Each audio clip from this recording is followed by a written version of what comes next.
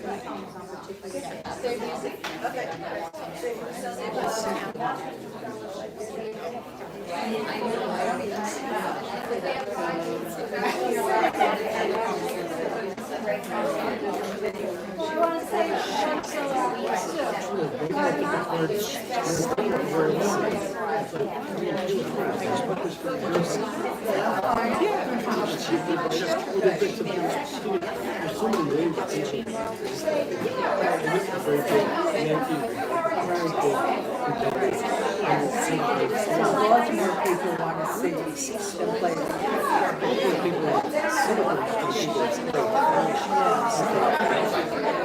She stayed with her. They had a picture. Baltimore's first.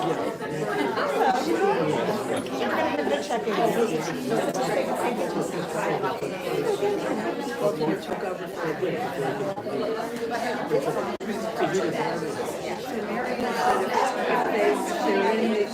In September, I think there's a chance they could play September in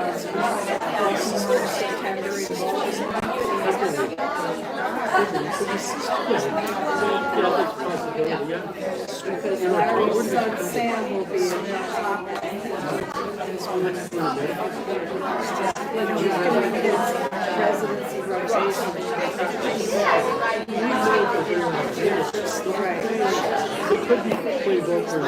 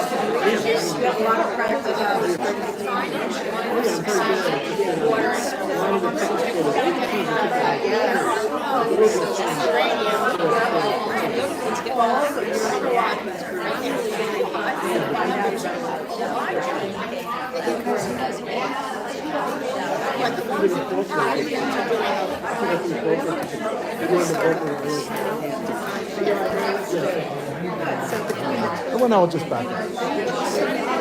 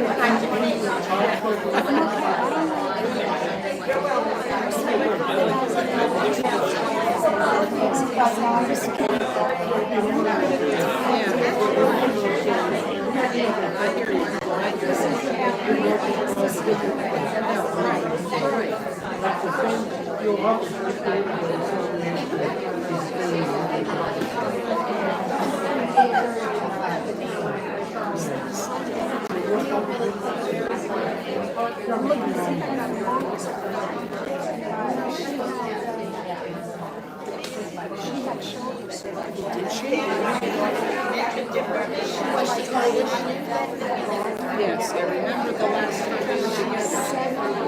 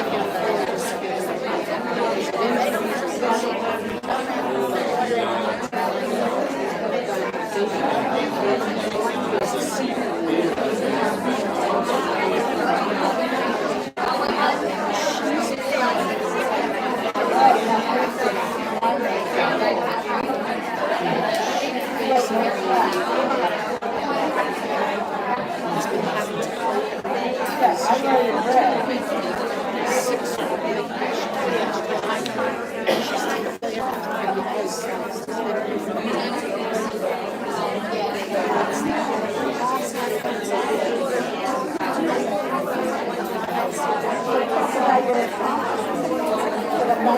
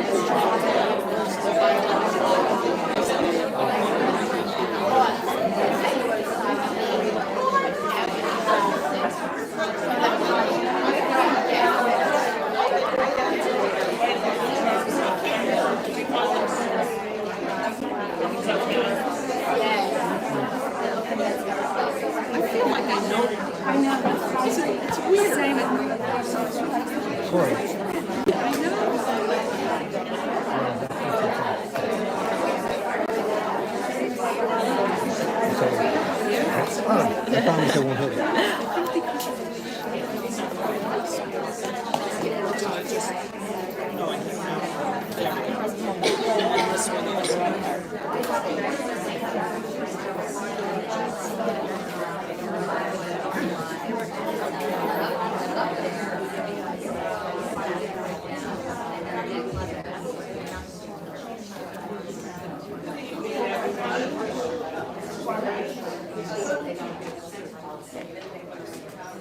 Good evening, everyone. Thanks so much for coming out tonight and coming on time so we can start on time. I'm Margot Sagel, and this is the new kids' room of Watchung Booksellers. We just celebrated a year anniversary. We are thrilled because this allows us to have larger groups. I don't know if anyone came to our cozy little sessions in the other store, but this is a lot more expansive. So thank you everyone for coming. We are so thrilled tonight to welcome Joyce Maynard back, because I say back because you were at the Literary Festival. Was that last year? Yeah, It was last year for the Was Bird it Hotel. just last year? Right, the Bird Hotel. It was Very such fun. a great conversation. But we didn't get to talk enough. At the Montclair Literary Festival, which was last year in May. Yeah, and there's another one coming up, so if you want to get on the mailing list. So we are thrilled to welcome Joyce back to Montclair and for the first time to Watchung Booksellers. Joyce is one of our great American writers, and she has been publishing best-selling literary books that shine a light on forbidden subjects for more than 50 years. She's amazing. Joyce is the author of 12 previous novels and 5 books of nonfiction, as well as the syndicated column Domestic Affairs. And her best-selling memoir, At Home in the World, has been translated into 16 languages. And her novels To Die For and Labor Day were both adapted for film. And Joyce has been deemed a master storyteller at the top of her game by Wally Lamb. And her latest novel, which we're talking about tonight, How the Light Gets In, Richard Russo says it's a novel capable of healing our troubled and world-weary souls. So we are thrilled to be sharing that tonight. Joyce divides her time between homes in California, New Hampshire, and Guatemala, and we are thrilled that she came to Montclair. So thank you. Our conversation tonight with Joyce is our very own Alice Elliott Dark. She's the author of the novels Fellowship Point and Think of England, as well as 2 collections of short stories, In the Gloaming and Naked to the Waist. And her work has appeared in the New Yorker, Harper's, New York Times, Best American Short Stories, and O. Henry Prize Stories, among others. And her award-winning story, In the Gloaming, was made into 2 films and was chosen for inclusion in the Best American Stories of the Century. And Alice is the past recipient of the National Endowment of the Arts Fellowship, and she's an associate professor at Rutgers, Newark, in the MFA program.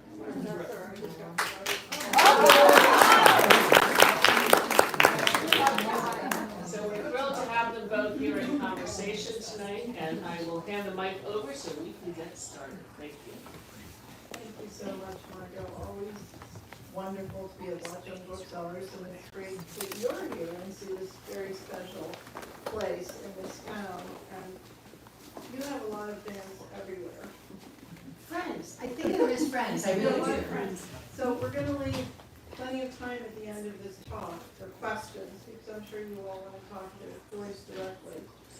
So I'm going to start by asking you a few questions. I just want to say, before we dive in, I'm so thrilled to be here.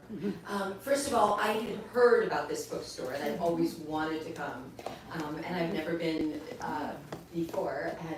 And then when I came to the Literary Festival last year, I was so thrilled that I got to have a conversation with Alice, and I knew I wanted to keep talking, so I had to publish a book so I could do that. So I'm thrilled, It's a and good way to do it. most of all, I just want to thank you for showing up, and for having shown up for 51 years now. I was 19 when I first published my first book, and I turned 70 last November. And I always say I owe the gift of having been able to be writing all my life to readers, to you. I see familiar faces and some new faces tonight, but anybody who is a reader of mine, I do consider a friend, and so thank you. Well, let me just add to that how the level of admiration with which you're thought of in the literary community, because you've supported a family with your writing. Very few people are able to do that. I was a journeyman, I really was. Remember magazines? That was me. Yeah, no, You it's- read me even when you didn't know you. I was the ghostwriter of T. Barry Brazelton. I was writing critiques of various kinds of sports bras, you name it. I was doing a comparison between Disney World and Disneyland, and bringing the fact that I got to take my children free meant that instead of just bringing the 3 of them, I thought, oh, I'll throw in some more children. So I took 6 children to Disney World and Disneyland, and I can tell you they're exactly the same. Short article. Well, it is an extremely impressive career. So I feel so lucky to be able to talk with you about your work. And I'd love you to start by describing this book. Sure. How many people have read the book? It just came out 2 days ago, and it's a long book. And I promise I won't give any spoilers. But maybe I will ask, how many people have read Count the Ways? Okay. So I will tell you, Alice, that I did not intend to revisit these characters, and I know that you're in the throes of doing the same too. I thought I was done. I've never written a sequel to a book, to a novel before, and it really was you, if not literally you, it was readers who told me that I couldn't leave you there. If you've read Count the Ways, you may well be among those who were very angry. I got at least a dozen letters from people who said they threw the book down on the floor at some point reading. They did pick it back up again, but they were very angry, and if you've read the book, you probably know why. They were angry that Eleanor kept on putting herself last, that she was this self-sacrificing woman. She doesn't tell her children the truth about the divorce, which means that they blame her, and she protects her husband. She gives away the farm that she had bought. I don't ever feel, and I know we'd agree on this, that it's our job as writers to portray characters who make wise choices. And in fact, if we did do that, our books would be very short and rather boring.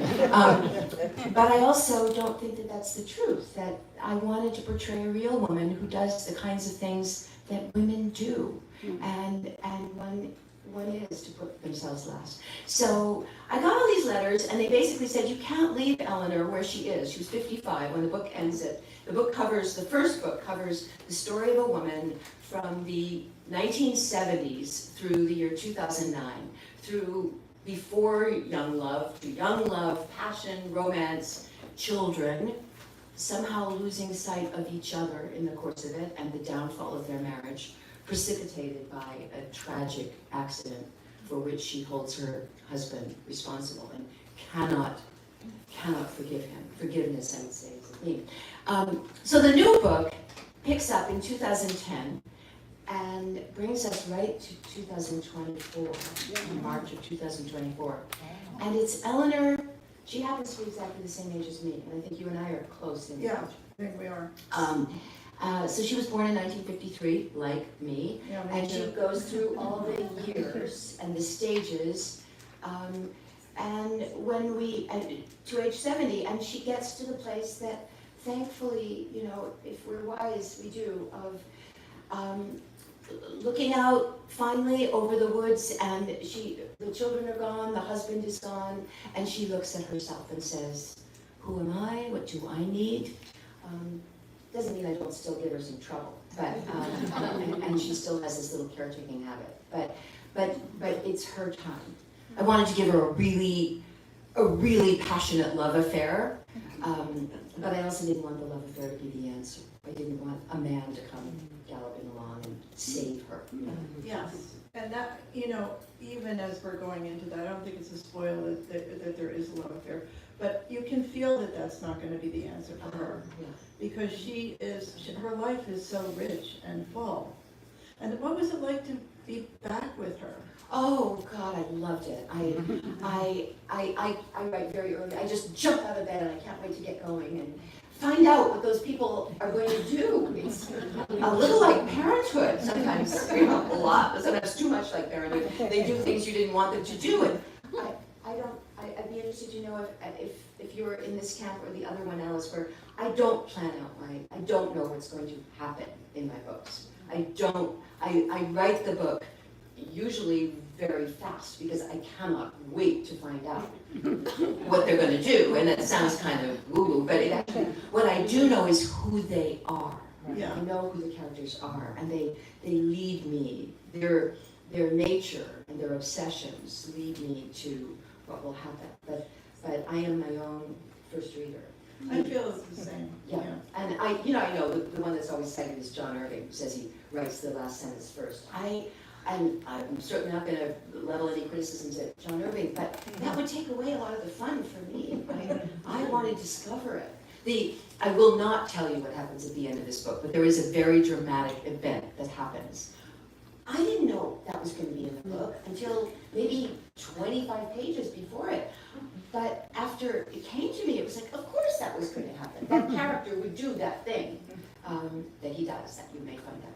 Well, that's exactly it, isn't it? It's like that character will do that thing. Yes. And that's what you're looking for the whole time, Yes. is that, you know, what is this person going to do? Yes. And the more you write each one thing, then it's more They- clear the next thing. Exactly. And I mean, that's partly what I mean about the comparison to parenthood, that for this very brief time, you control the path of your child's life, but it doesn't last very long. And you can dress them as you want and feed them what you want, and then they tell you who they are. And sometimes you don't like what they say or what they choose. And that's part of the deal that Eleanor has to accept also. I think acceptance is a huge part of this story, that probably a bunch of you recognize where the title comes from. And a couple of people have said I ripped off Louise Penny. I didn't. Louise Penny also has a book called Love. I didn't rip off Louise Penny. I did rip off Leonard Cohen. But there's a Leonard Cohen song. The first part of the line is there is a crack in everything. Yeah. That's where the light gets in. How the light gets in, and that to me is where Eleanor's at right now. That she, like me, and like a lot of us when we remember, was always aspiring to this, whether it was making the perfect birthday party or the perfect Christmas or being the perfect mother or the perfect, she was trying so hard to control everything and make it all look the way she had planned. And almost nothing ends up the way we had planned. And we can either grieve it or say, oh, that was interesting. Well, you have a wonderful image in the book of the Japanese pottery art. Kintsugi. Kintsugi, which, does everybody know what that is?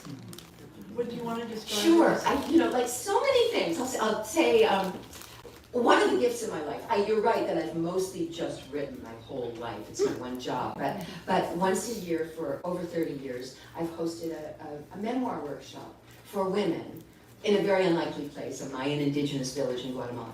And I'm a 2-time college dropout. I'm not conventionally educated, but my education has been women's stories. And women come to that little Mayan indigenous village. And there are some here tonight that I love to see. There's always a few Guatemalan people who may not look Guatemalan, but they love Guatemala. And my education has been women and women's stories. And there was a woman who came to my workshop years ago. I never rip off anybody's story, those are confidential, but she came to the workshop and she was a kintsugi ceramicist. What it is it's a very Japanese concept. You take a broken bowl, and in fact you break the bowl. If you're a true kintsugi artist, you break the bowl and you put it back together with gold lacquer in between the cracks and make a more beautiful thing than it was. Yeah, if you haven't seen pictures of it, look it up because it's really striking. And that, once you brought that into the book, that's how I thought of Eleanor for the whole book. I felt that this is exactly what she was doing. She was sort of finding the cracks in her being and, repairing them with gold. And it was like not ever going to be perfect, but it had beauty to it. I don't want to brag about being 70, but I will say, because I think we've earned it, that there are a lot of losses along the way, but I don't think I ever knew more, understood more, and was more sort of clear. And I'm sure when I'm 80, I'll say, if I get to be 80, I'll say, wow, when I was only 70, there were all these things I didn't know. But I couldn't have written this book when I was a mere 55, and maybe not even 60. And I don't think there's any way to tell our children or tell younger people. I do have this kind of dream that this is the book I wish I could have read when I was 40.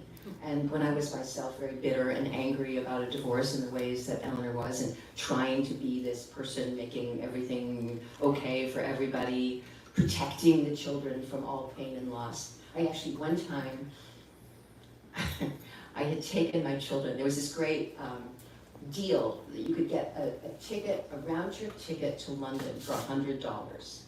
Including a hotel. It was obviously long ago, but I felt it was my way to get my children to London. And so we went, and I took I think it was an 8, a 10, and a 14-year-old to London for 3 days. I didn't let them sleep because I wanted to pack in as much. And they each got to have one special treat in London. And my son Charlie, the older of my 2 boys, chose this set of very beautiful, very British leather juggling balls. And we walked into the subway, the tube, and he started to juggle the balls. And mothers and some fathers can sort of see trouble a mile away. And I did start to say, no, Charlie, because he wasn't that great juggler yet. But it was too late. A juggling ball had fallen into the pit, and I jumped in afterward. which if you read Count the Ways, you know there's a name for that. It's called Crazy Land. Everyone goes there. I don't go there anymore. But that was me trying to protect my child from, God, did he know bigger pain than a lost juggling ball. I did retrieve the ball, although as I climbed out of the pit, my daughter was there, like, screaming at me correctly. I hope he appreciated that. We'll get to that later. Oh, the things that our children could appreciate us for. We just have to appreciate each other. Yeah. Well, one, you know, talking about the kind of wisdom that Eleanor has acquired at her age of a young 70, there's still time left, still things gonna happen in the future, but I think we really see that most when she's on the farm with her son Toby. Yes. And Toby, all of you have read Count the Ways, so you know that he had an accident when he was 4 that left him with a different kind of brain Yes. than a typically developing brain. But a lot of his kind of brain is very emotionally astute and very tuned in. And when the two of them are together, I just could have like read that forever. When they're just on the farm living their life, it's so beautiful. I think of him as a kind of angel. He's the heart of the book. He's, when we remeet him, he was this brilliant sort of, you know, just star of a child, and now he's this slow-moving goat farmer on the farm, and for reasons I won't explain because I don't want to give spoilers. Eleanor is back on the farm, and he possesses a kind of center, and though his brain is damaged, his heart is alive and well. So actually, one of the big challenges for me was I knew that he would want to fall in love, and that he would be very good at love. And I gave a lot of, when we first meet him, he's obsessed with Scarlett Johansson, and he sends letters addressed to Scarlett Johansson, Hollywood. And I gave so much thought to what would be believable that could happen for Toby. And I actually am very proud of what I came up with for Toby, and happy for him, because I'm sure this happens to you. You come to love your characters, even the ones who do really bad things. Yeah. I mean, Coco. Don't you think? Yeah. Oh, poor Coco. Coco and Rain is problematic, but there's some new characters who come on the scene in this one. So yeah, Toby has a kind of inner wisdom. And he does raise goats and he makes cheese. I don't think this is a spoiler. No. So how did you learn so much about it? Because you feel like you're learning how to do it. I have to say, I don't do a whole lot of research. And I feel if there's a subject that I know so little about that I have to research it, I probably won't write authentically about it if it comes from Google or whatever, or even if I go deeper. So usually there's some kind of human connection. I do not have a child with a brain injury. I do not have a transgender child. One of the children is transgender. But I did, one of my daughter's friends raises goats, and I spent a long time at the goat farm. And then I recommend this, I watched a lot of YouTube videos of goats being born, which are really beautiful. I liked kangaroos being born too, but I didn't see it the way you put that in. But, so yeah, there's pieces of, I go back to the women I know from Legatitlan, Guatemala, that their stories that I carry with me in a very big way. So the other two children, let's talk about the other two children. We have Toby. And so we're seeing, you all know Al and Ursula. Al, I don't want to presume everybody's read Count the Ways, so I'll say that Al, the oldest child, was born a girl, but recognizes that that wasn't who he was meant to be, and he transitions during a period, and actually one of my children did have a friend who did this in the year 2000, when it was a much stranger thing to hear about than now. He decides when he's quite young. When he's quite young, he does, and it's not what the book is about, nor is traumatic brain injury. It's the stuff of life that happens in families. It wasn't sort of the trend of the day to put in a transgender character or, a climate change activist lover. It's that stuff is out there. So that's Al, and actually sometimes the thing you think is going to be the tragedy is not. I remember when my son's friend did announce, and his mother was my good friend, and announced that they were going to become a man. I thought that was just the saddest, most, tragic situation. And he's great. He's a great guy. And then other things that you don't see coming turn out to be the hardest things, which brings me to the story of Ursula, the middle child, beloved child, as they all are in Eleanor's life. She's, it's almost redundant to say she's like this deeply loving mother. She's a mother. But Ursula is the middle child and the fixer, the one who's always trying to make everything right in the family. When her parents' marriage is beginning to fall apart, she goes to the library and gets books on how to fix relationships, and she makes a romantic dinner for her father and mother of grilled cheese sandwiches with a heart cut out in the middle and lights candles, and she tries so hard, and she becomes estranged from Eleanor. Which brings me to a thing that I've sort of made a commitment to say every night it's the one thing that I know I will always talk about, because I love it that it's always also different. I've spoken about the lessons of my memoir workshop and the lessons that I have learned from women. In the 30 years that I've worked with women, not professional writers, women of all, just women who had a story to tell, which every woman does, I think in the first 15 years, I had met 4 women who had the story of an adult child who no longer spoke to them, and grandchildren they didn't know. 4, maybe 5. In the last 10 years, I have come to know over 60. There's at least one in this room, and I know there are others that I don't know, because it's something we don't talk about, and it's something that carries more shame than almost any experience I can imagine, and isolation, and guilt, and it's almost inevitable, and I will count myself as one of the people who might once have judged, that people will say about a woman whose child no longer speaks to her, what terrible thing did she really do that we don't know? And sometimes the answer is no more than all the rest of us. Flawed, imperfect parent, of course, but there is an epidemic going on that is not spoken of, and it is millennial children deciding to cut loving parents out of their lives, and I am one. And the story with Ursula is not my story, but I wanted to explore that fictionally. Partly because it's an interesting story. That's always top of my list. I want to give you a good story. But also, I feel it's my job to portray what's going on in the world.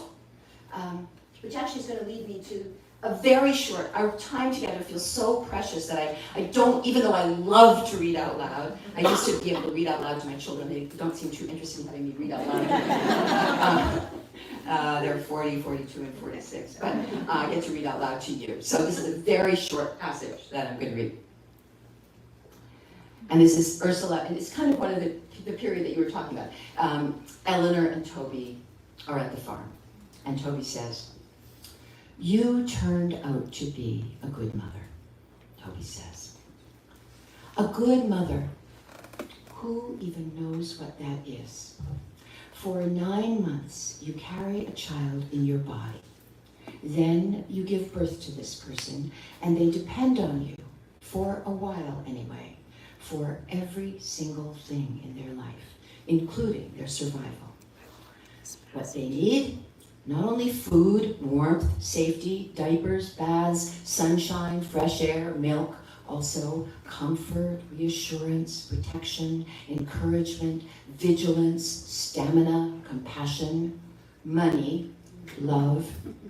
You teach them what bread is, and milk, and a ball, a dog, a helicopter, a tree, a car, a lawnmower, a cell phone, a gun. They look to you to tell them about everything, basically. The whole wide world. the meaning of everything as if you knew. Every year on their birthday, you bake a cake for this person you gave birth to. And at Christmas, you fill their stocking after driving around for hours in terrible traffic, probably a blizzard, to find the one toy they want more than any other. You teach them letters, numbers, colors, the names of vegetables, how to ride a bicycle, how to swim, how to make friends, what sex is.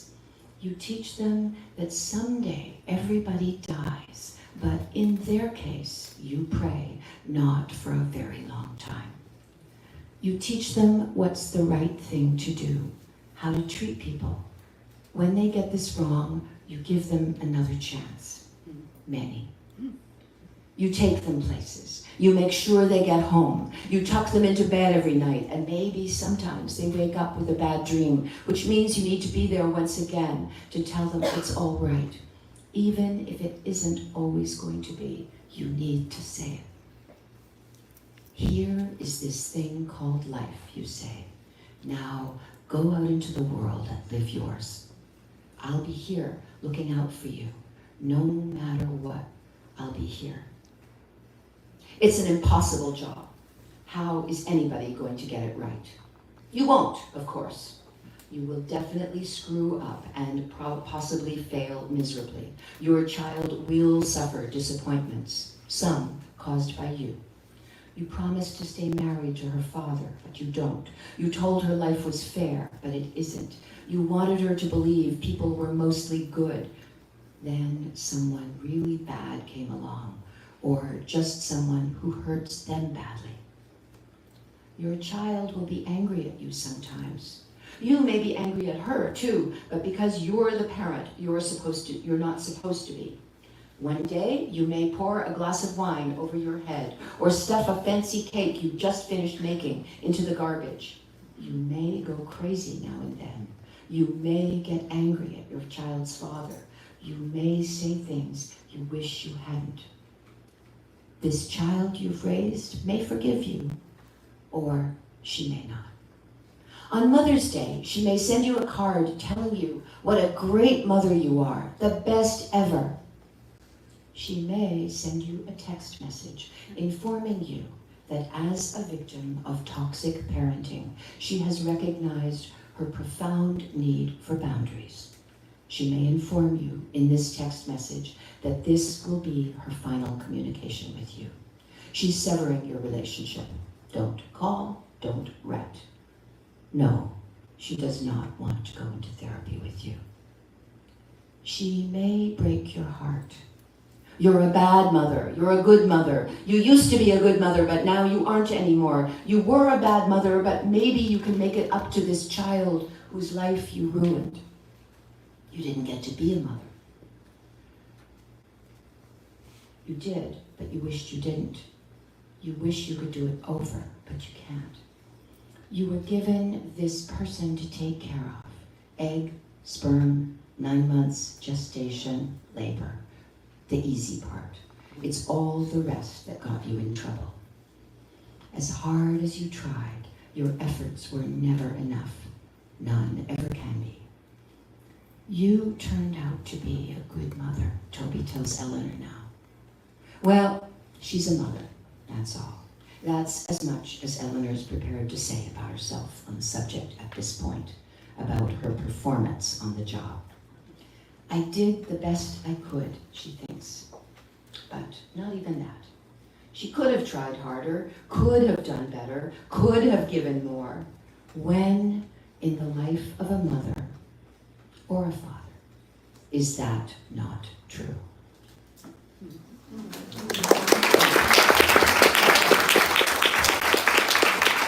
And I want to say, because I know that's kind of a tough passage to read, and I actually think that this is the most optimistic book that I've written.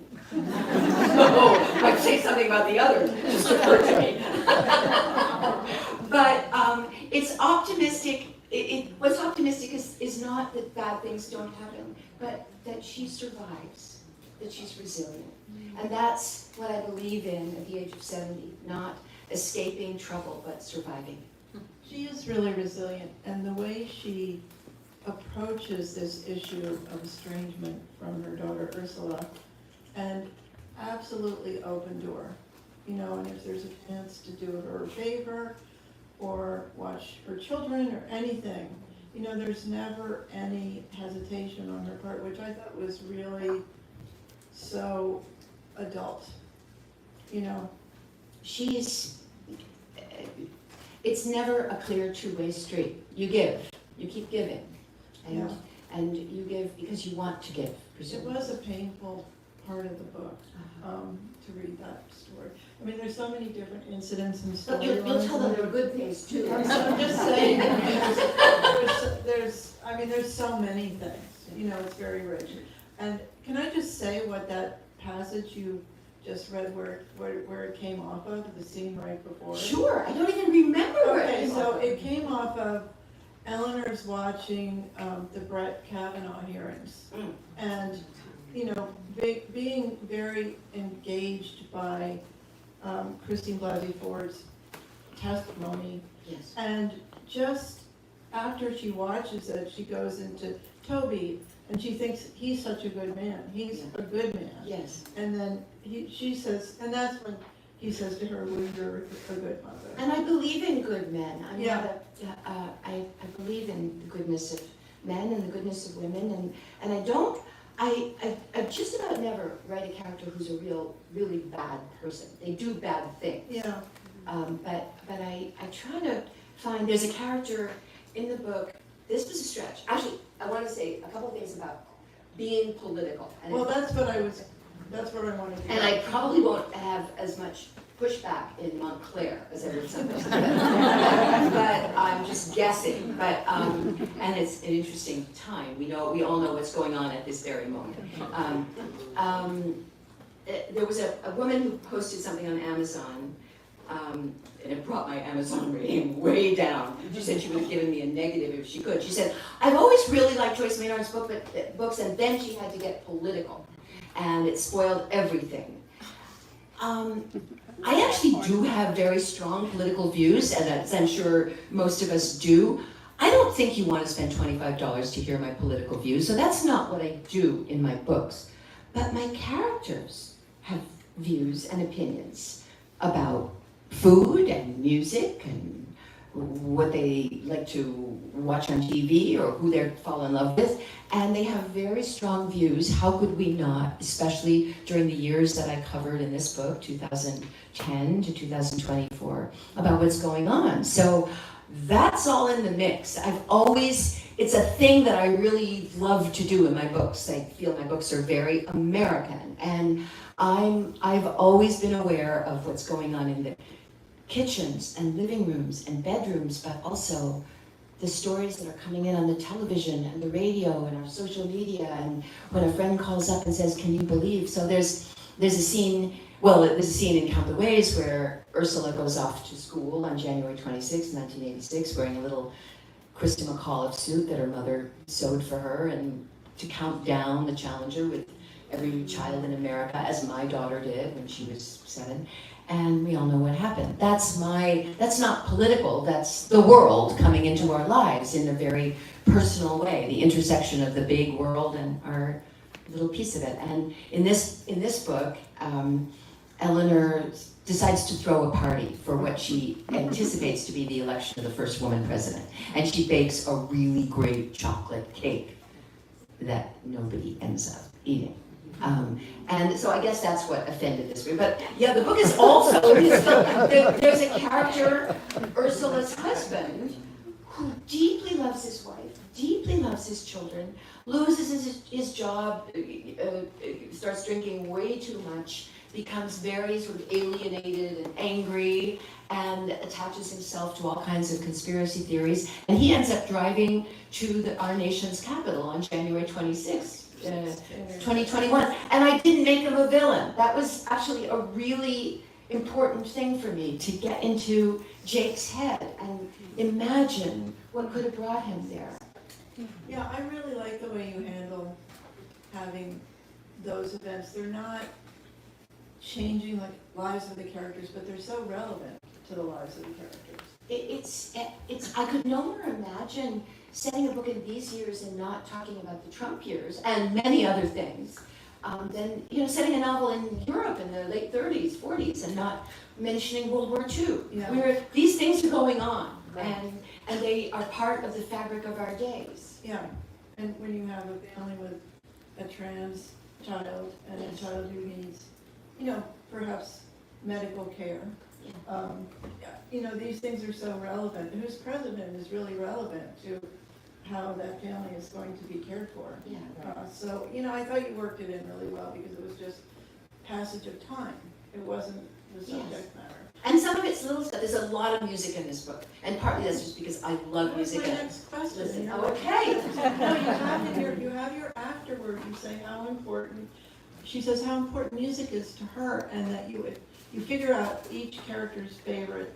I make them a playlist. Yeah, which is so wonderful. So can you talk about that? And it's not always the music I listen to. Yeah. The guy goes to the Capitol is listening to Kid Rock, which is not on my, it's not. But I think music speaks to where our passions lie. I mean, for me it does. And the things that make us cry, the things that move us. So I think very closely about what everybody listens to. And in this book, so there's a pretty wide range of, some songs we all know, but there's a lot of very obscure music. I keep on saying I'm going to be posting on my website a Spotify playlist of this book, and I just have been running around so much I haven't done it yet, but I will.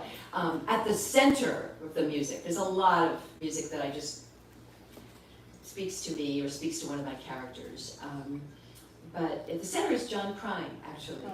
And I was John Prine. And John Prine was a singer, songwriter, Americana artist who I saw many times in concert. And I love Bob Dylan too, but I don't want to have dinner with Bob Dylan. John Prine was somebody that you felt you could he'd be your friend. And John Prine was one of the very first high-profile deaths during COVID. So Eleanor, who has been all her life, singing John Prine songs to her children when she's taking them out of the bathtub or wherever, she's, as I did, she experiences John Prine's death as the loss of a friend, and he's almost a character in the book, but many others too. Sinead O'Connor's death happened just as I was doing the final revisions of this book, and I thought, I spent an afternoon just listening to Sinead O'Connor, and I thought, Sinead O'Connor needs to be in Eleanor's world, because she would have been. I ask you one more thing, and then I think it's time for audience questions, so get ready. So, And Eleanor, I'm so torn because I love talking with you, Alice, but Yeah. I also do love, it is always my favorite thing to hear from you, so I know you won't stop. So Eleanor has a writing career. Yes, She writes children's books, she writes, she does a comic strip. she does a comic strip, she invents these different characters, she's involved in a film being made of her, that goes sideways for various reasons. And when I was reading about that, I really thought about you. And I was wondering how much you were giving her your writing life. I was, although I never made a comic strip. I do draw in everybody's book. It's my little thing. I always thought I'd be a drawer, not a writer. But the part that is me is that Eleanor always puts her work after everything else. And she does it, it's actually pretty important. It supports the family, because her husband doesn't. But it's not the thing that she assigns the greatest value to. And it creeps up on her, as it has me, I will say. This is one of the great discoveries and gifts of my later years, that how much work means to me, and how I honor the space in my life now for work, and don't put it last, and don't do it when everything else is. I wrote, the first 5 books I wrote, I think, were written at the kitchen table. I didn't have a desk. And I sort of did it, when in and around other people's needs. And I have a desk now. I have a room. I'm glad you do, but I think a lot of women, that's their experience. And it can take a while to start to put it higher up on the priority list. But, you know, I found that really interesting in the book because she has gotten so much done, but she talks about it in one page. The rest of it is Well, at like one point, the in whole Count the thing. Ways, a young feminist journalist comes and interviews her for her graduate work at Harvard. And she's kind of incensed that Eleanor is so domestic and that Eleanor bakes pies, as I happen to. And that's a sort of a lesser thing. And Yeah. you and I are both of the generation that kind of did diminish the domestic. It was almost a betrayal of our womenhood. That's for sure. I had children very young, I think partly because it was the thing that I didn't feel confident I'd have. I was writing from when I was very young. I didn't take it for granted, but I always knew that would happen. But the idea of getting to be part of a family was the big dream. And I knew the only way I could be part of a happy family was to literally give birth to it. Yeah. And that's Eleanor. She's her dream. I always ask what's my character's obsession, and her obsession is family. And what she comes to realize is that it takes, and I have come to realize, that it takes many forms. And it doesn't necessarily look like those families we grew up watching on television. And we won't be failures if we don't have a family like that. Right. Okay, we didn't get to talk about the boyfriend, but maybe someone will ask about that. But let's open it up. I'll take the mic. Pass it around. Who'd like to? Great, and say your name if you would, just your first name's fine. Ken, Ken, hi Ken. when you decided you were going to write a sequel, how much obligation did you feel to fill in people who hadn't read the first book? Such a Or good question. did you ever consider just like, hey, you want to know what happened? Read the first book. It's a combination. I wouldn't do that because there's things you have to know to understand. But I was keenly aware, and it's a balancing act, you're probably going through this now. I didn't want to be repetitive or insulting to people who had read the first book, but you had to know like what happened to Toby and some things. So I give you some flashbacks, but they're not things that were in the first book. It's things that happened during that period that I hadn't put there. But it was a challenge, Ken, I'll say, it was a challenge. And I was very glad once I got about 60 pages in, I didn't have to do that anymore because you already knew them. But if you read Count the Ways, you'll see some things that you know, but they'll be told in a new way, I hope. I hope that. Hi, my name is Linda. I've been reading you for decades, and I hope you don't mind if I digress for a moment. But The Good Daughters is one of my all-time favorites. Oh, no, that's not a, I love to hear that. So I would like to know what gave you the idea for that book, because it's underrated. People don't talk about it, people haven't read it, and I've adored it for decades. So what gave you? You know, it's always different, but I'll tell you what, so I've written for my living, always. And I got a magazine assignment that two women had just learned that they were sisters who had been, it's one of those stories, they were given to they were given to the wrong parents. And I was given an assignment by one of the many magazines that no longer exists to write about them. And it was going to pay quite a few bills. That article would be, a couple mortgage payments, whatever. And I was all set to write it, and I thought, why do I always do this? I always write the magazine article. And I didn't. I went off to a cabin in Wyoming, and I imagined the sisters. I didn't write the magazine article. That would be, long gone. So that happened to be that one. And then I placed it. I didn't research it in any way, any more than I researched the Pamela Smart case for To Die For, which is not about the Pamela Smart case.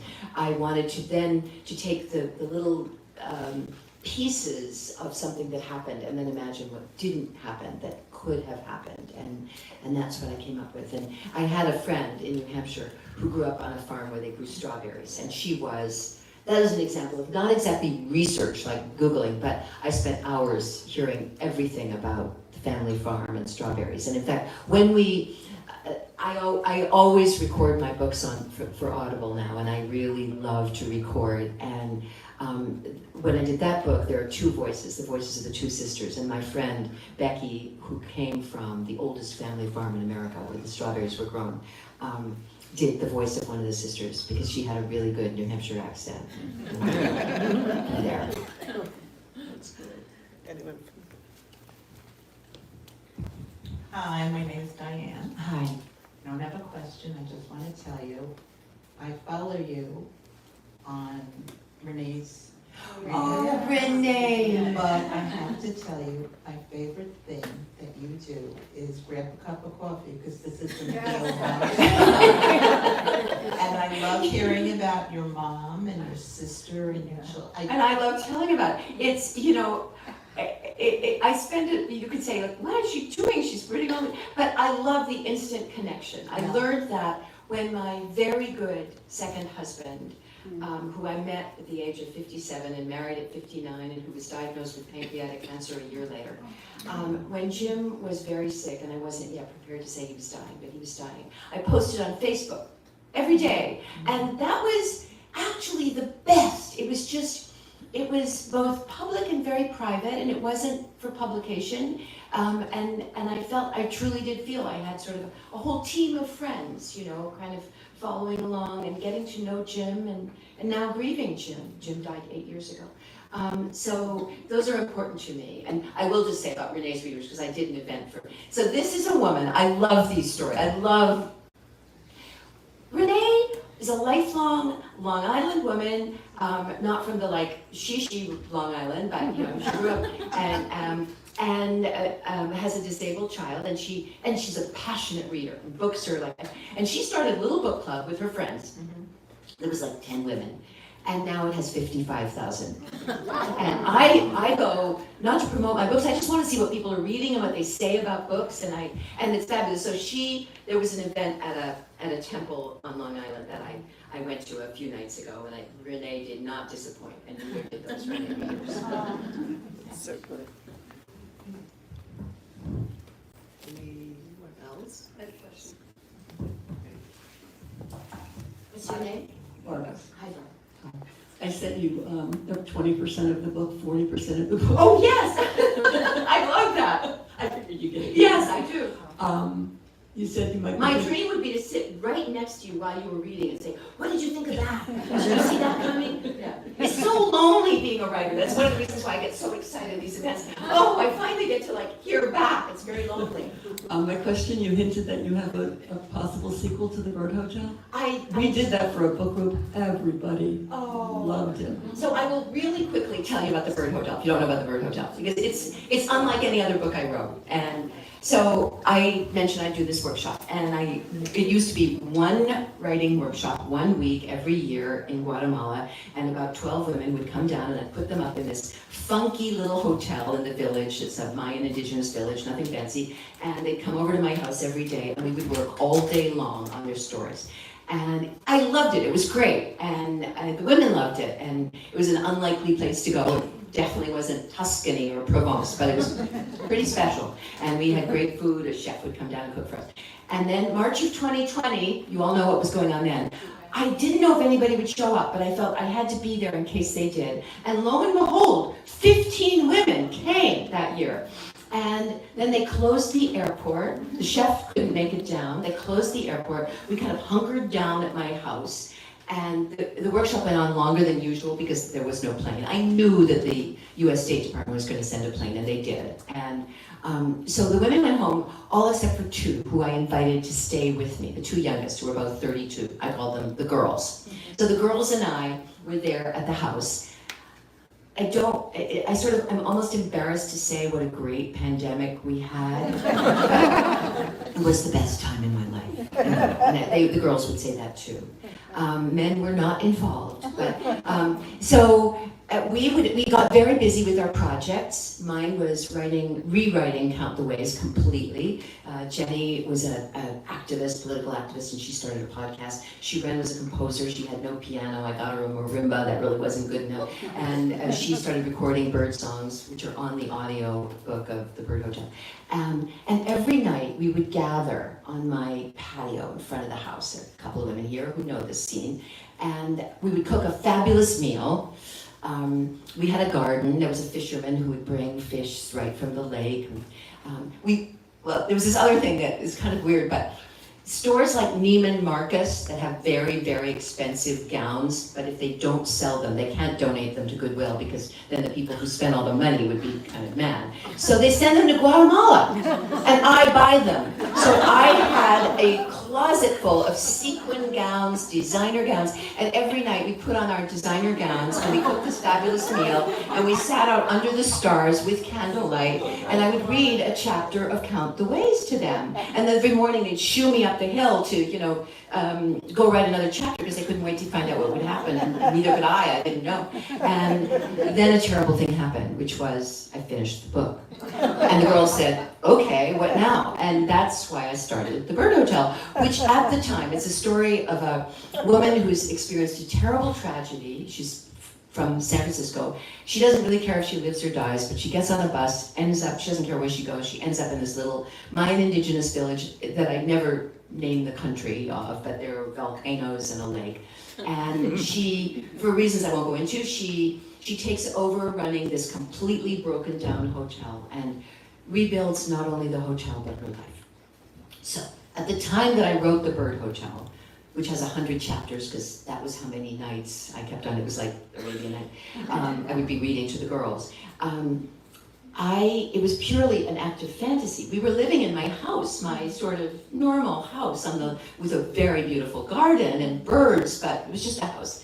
And COVID never came to that village. We were all very careful, and COVID didn't come, but something else just as devastating did, massive unemployment. And so I decided to do something that I could not have afforded to do in the United States of America. I hired 20 men, a crew of 20 men, to come and just do building projects. And at first I had them fix my roof and a couple other things, and I just drew a little drawing about a little casita, a little house. And I said, no building permits, no, And I said, would you build that? And the men were so happy to be working and feeding their families again. And if you're paying 20 men, 120 people, 150 people are eating. So the casita was finished and there was still COVID. So I said, well, I drew another picture of another casita. So we built they built 7 little houses. I don't know what I was thinking of, but it wasn't until it was all over I said, oh, I only have a workshop a couple times a year. What am I going to do? So I do now run a hotel in Hawaii. It was not my intention.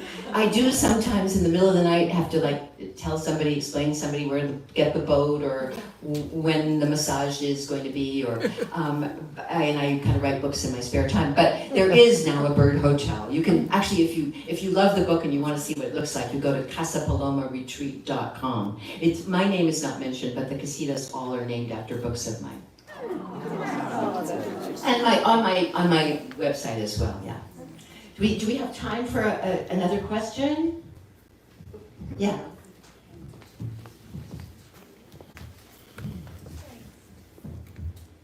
Hi Joyce, my name is Cindy. Hi, Cindy. 2 things. Last year or the year, I think it was last year, you were kind enough to Zoom in on our book group, and we so enjoyed talking about the Oh, I'd love to do that when I can. And you spoke with us for about an hour and a half, and it was delightful. I don't get out much. There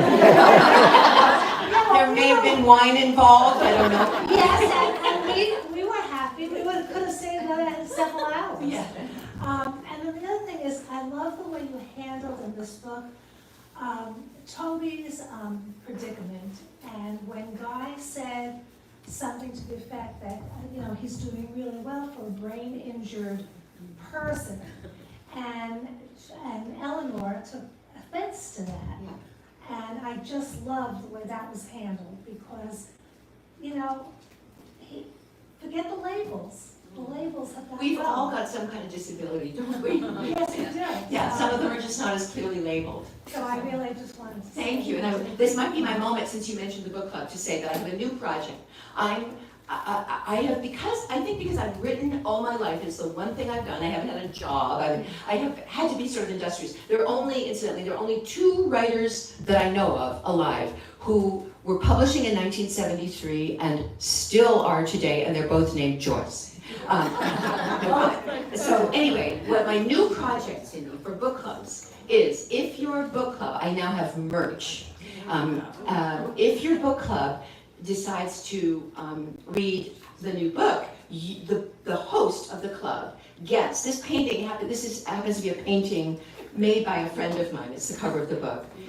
It is my actual bedroom, but which doesn't look as pathetic as the my friend Dan Tebow did this painting, and you get your own How the Light Gets In t-shirt and your own How the Light Gets In tote bag. And all you have to do is host a book club.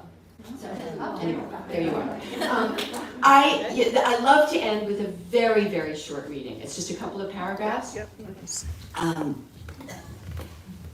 And this is pretty much where I'm at right now. I'm not Eleanor, but I will cop to the fact that I agree with her on just about everything she's about to say.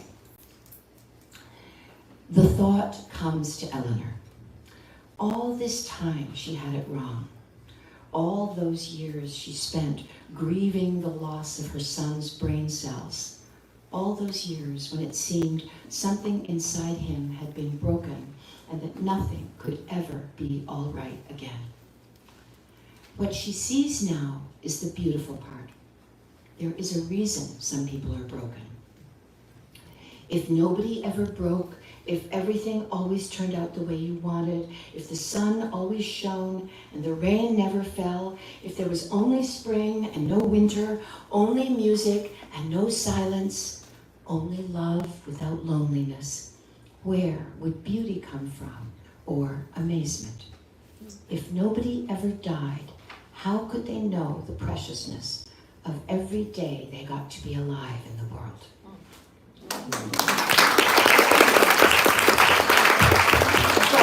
I would love to sign your books and draw on your books.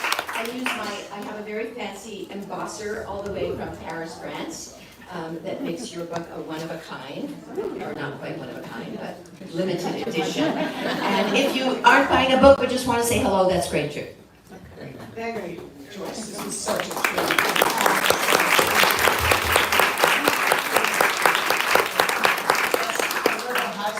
We'll pull up these chairs first and have the line come down here. And incidentally, Alice's book, Fellowship Point, We have Fellowship Point. which is a fabulous book. Yes.